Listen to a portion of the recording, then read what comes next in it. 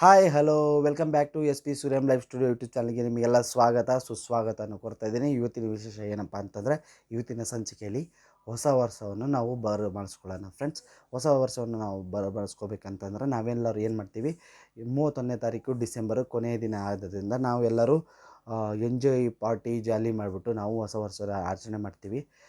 ನಾವು ಆಚರಣೆ ಮಾಡುವಾಗ ನನ್ನ ಕಡೆಯಿಂದ ಏನಪ್ಪ ಅಂತಂದರೆ, S P Suryam live studio YouTube channel ಕಡೆಯಿಂದ ನಾನು ನಿಮಗೆಲ್ಲರಿಗೂ ಕಳಕಳಿಯಿಂದ ಕೇಳ್ಕೊಳ್ಳೋದು ಏನಪ್ಪ ಅಂತಂದರೆ, ಸೇಫ್ಟಿ ಜಾಗವನ್ನು ಆರಿಸ್ಕೊಳ್ಳಿ ಫ್ರೆಂಡ್ಸ್ ದಯವಿಟ್ಟು. ಯಾಕಂತಂದರೆ ನಾವು ಏನೋ ಹೊಸ ವರ್ಷ ಮಾಡ್ಕೊಳ್ಳೋ ಒಂದು ಸಂದರ್ಭದಲ್ಲಿ ನಮ್ಮನ್ನು ನಾವೇ ಮರ್ತು ಬಿಟ್ಟಿರ್ತೀವಿ.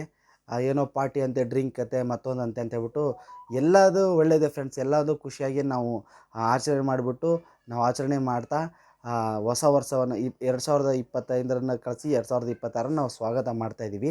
ಸ್ವಾಗತ ಮಾಡೋ ಟೈಮಲ್ಲಿ ನಾವು ಜಾಗರೂಕತೆ ತೊಗೋಬೇಕಂತ ಹೇಳ್ಬಿಟ್ಟು ನಾನು ಭಾಳ ನಿಮಗೆ ಕಳಕಳಿಯಿಂದ ಕೇಳ್ಕೊಳ್ತೀನಿ ಫ್ರೆಂಡ್ಸ್. ಯಾಕಂತಂದರೆ ನಮ್ಮನ್ನು ನಂಬಿಟ್ಟು ತಂದೆ ತಾಯಿ ಇರ್ತಾರೆ, ಹೆಂಡತಿ ಮಕ್ಕಳು ಇರ್ತಾರೆ, ಆಮೇಲೆ ಫ್ರೆಂಡ್ಸ್ಗಳಿರ್ತಾರೆ.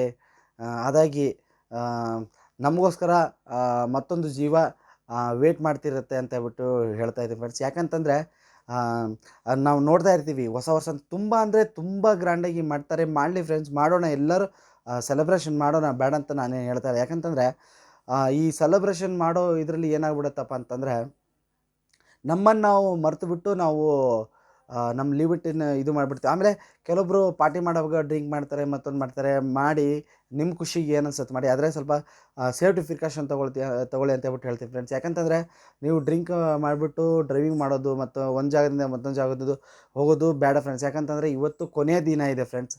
2025 ಕೊನೆಯ ದಿನ, 31ನೇ ತಾರೀಕು ಡಿಸೆಂಬರ್ ಇರೋದ್ರಿಂದ ದಯವಿಟ್ಟು ಆ ಥರ ಮಾಡಬೇಡಿ.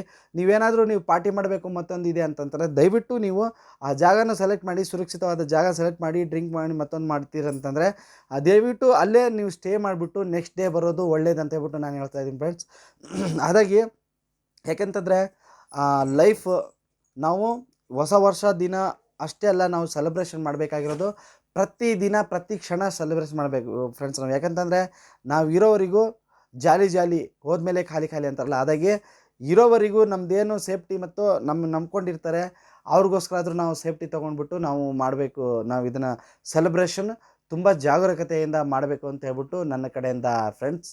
ಅದಾಗಿ ಇವತ್ತಿನಲ್ಲಾಗಲೇ ವಿಶೇಷವಾಗಿ 2025 ಕಳಿಸಿಬಿಟ್ಟು 2026 ನಾವು ಸುಸ್ವಾಗತವನ್ನು ಮಾಡ್ತಾಯಿದ್ದೀವಿ.